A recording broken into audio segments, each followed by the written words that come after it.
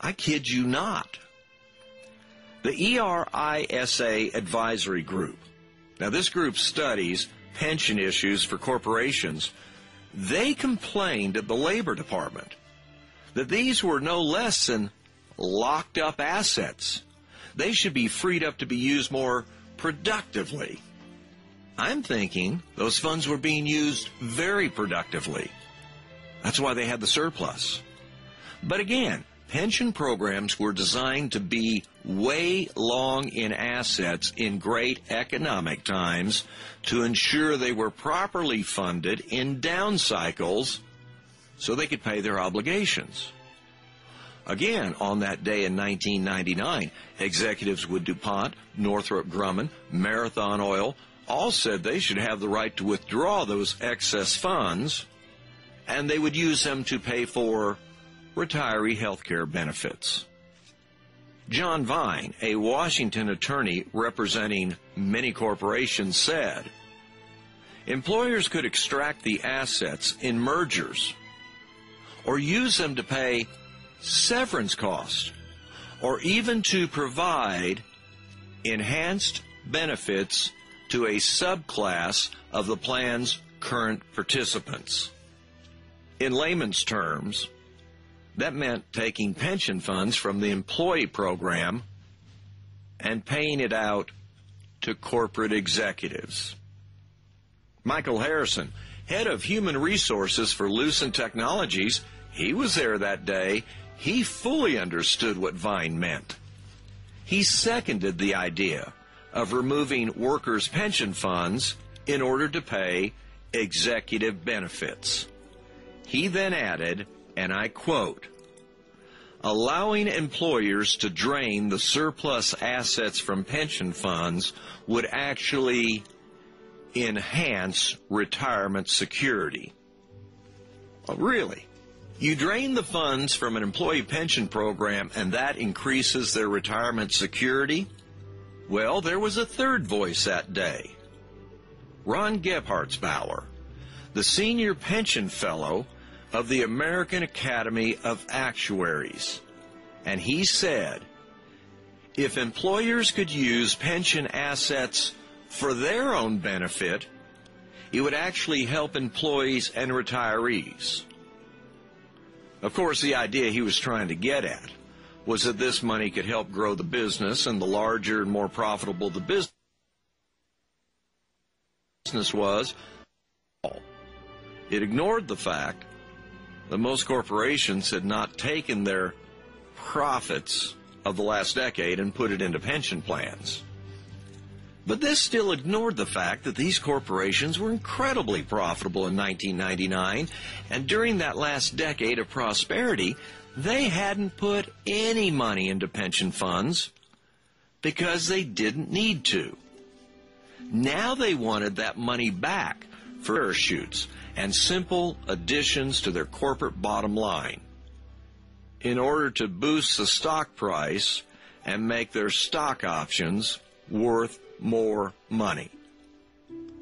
It is no surprise that the Clinton administration's final report concluded it would be in the best interest of corporations and their employees to allow removing all of these monies out of pension plans to be put to other uses. The real joke, of course, is that these same corporations had actually been looting those pension funds for a decade. They just wanted legal cover for what had been done and the ability to do more of it. Only the AFL-CIO and AARP saw the real truth and told everybody where this would go. In normal times, the public, with millions of Americans covered by these pension plans and retirement programs, well, the media would have uncovered this story to let them know how their pension program funds were already being rated and how they would be rated more in the future. Few understood that these pension plans and assets were going to be rated, in many cases, to pay for executive bonuses or executive retirement plans. But remember, on the day of those hearings at the Labor Department, tasked with looking out for workers, American corporate pension plans were overfunded to the tune of $250 billion. Shortly after the Clinton administration allowed the heist of pension plans came the tech crash. Those excess funds that were needed to pay benefits in the worst economic conditions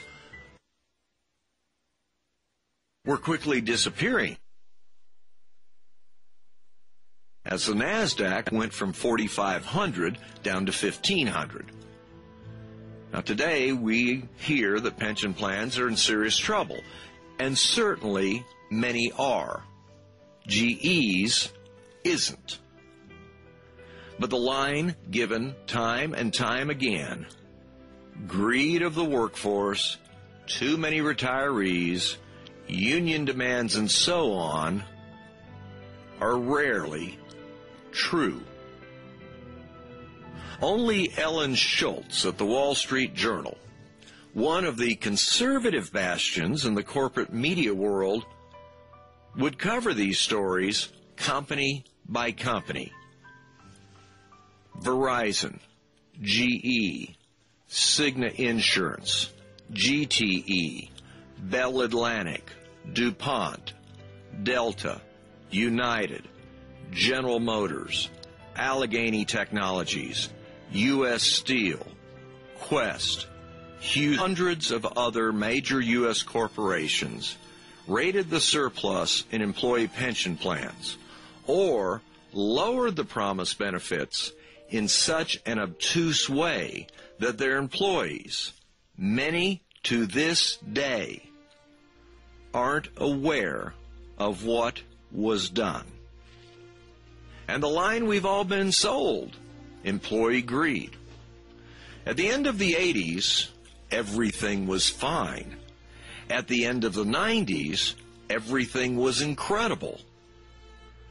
But just like the end of Glass-Steagall, the end of commodities regulation, we actually have the Clinton administration to thank for the fact that we have a pension problem in America today, because they let the excess cash be taken back for other uses.